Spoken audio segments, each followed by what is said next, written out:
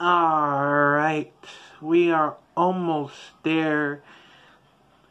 We're almost done of martial arts history.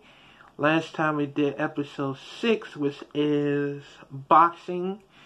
And now we move on to episode 7 of Wing Chun and JKD, also known as Jeet Kune Do. So let's get into it in 3, 2, 1, go. Hey everyone, welcome back to Martial Arts History.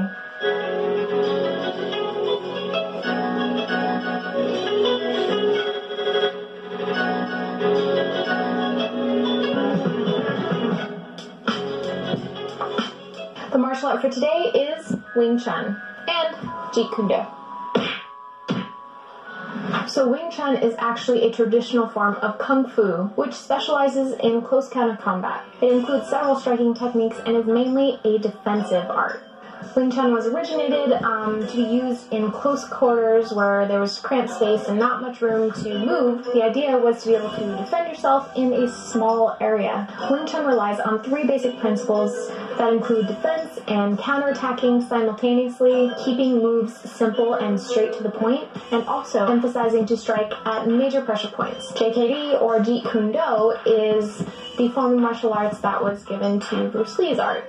The core idea behind Wing Chun is to be able to intercept the opponent's attacks and their intents. Wing Chun spread through China during the Qing dynasty, and not so much written record exists, but it is thought to have been named after a woman who had the same name. JKD, or Jeet Kune Do, is fairly new and only came into existence as an actual form in 1969. Bruce Lee, of course, was against naming the art because he wanted to avoid limiting the art's flexibility. The first known Wing Chun master was Ip Man. I'm sure you've seen the movies. If you haven't, please go see the movies. They're so cool. Ip Man taught to his students in Hong Kong, and his son Ip Chun has also continued to teach Wing Chun as passionately as his father, and eventually was appointed chairman of the Ding Sun Athletic Association, which was originally founded by Ip Man himself. Another one of Ip Man's students was the famous Muay Thai, who taught Wing Chun in New York and was considered by Kung Fu magazine to be one of the greatest martial arts instructors of all time.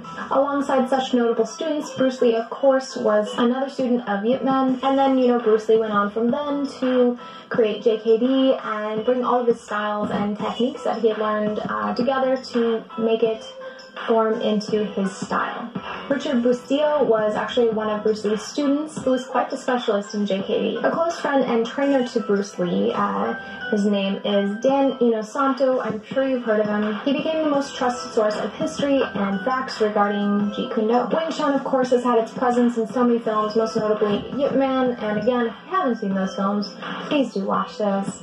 Very exciting, awesome action, really well done. There were multiple other documentaries based off of Ip Man's life that are really interesting as well. Regarding Jeet Kune Do, though, Bruce Lee's name itself had a great impact on the popularity of the art. As Bruce Lee started to teach in Oakland, it got more and more popular outside of Asia. There's so many celebrities that have stated that, Bruce Lee was a huge inspiration in their life, and obviously martial artists always look up to Bruce Lee because he really brought theatrical performance of martial arts to the screen, and obviously he's, one of my inspirations as well. Without him, who knows where martial arts on screen would be. The idea that people still talk about him and he's quoted all the time, he made such a big impact in the world on martial artists, on so many people. So I think he did something right. Wing Chun, just like most other martial arts, require a lot of dedication and hard work to master the techniques. Wing Chun techniques are typically known for the speed and accuracy, as well as really focusing on countering your opponent. A few of the techniques are Pen Sao, Pak Sao, Haijan, Lin Wan Quen, and the one-inch punch are popular punching techniques. There are 5 original ways to attack, which are single direct attack, SDA, attack by combination, ABC, progressive indirect attack, PIA, and immobilization attack, HIA, and attack by drawing, ABD. Wing Chun and JKD have a ton of different techniques, most of which are defensive or countering your opponent, but what I really like about Wing Chun is the idea of just using your body simply, like not putting too much force when you don't need to put force. You know, a lot of times when we think about punching or think about kicking, we hold our breath and we tighten up and we're like, alright, let's go. Obviously we shouldn't do that, because when you're tense, you could possibly get injured and you're not going to actually give as much proper technique or force. So the idea is to relax, like a whip. Let your arm be a whip. You know, it's loose, but then it has a hard hit at the end. And so you want to relax as much as possible until that last second.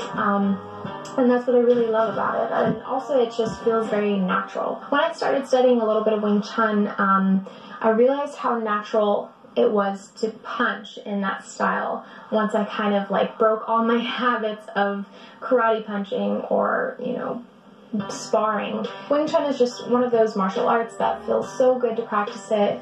And the idea of, you know, learning the technique and then creating your own twist on it and making it yours. I think it's so important to not stay stuck on techniques being perfect. I think it's vital to create what's best for you and how your body feels and what you need. So I love that about JKD. So Wing Chun is such a great defensive martial art. I highly recommend it.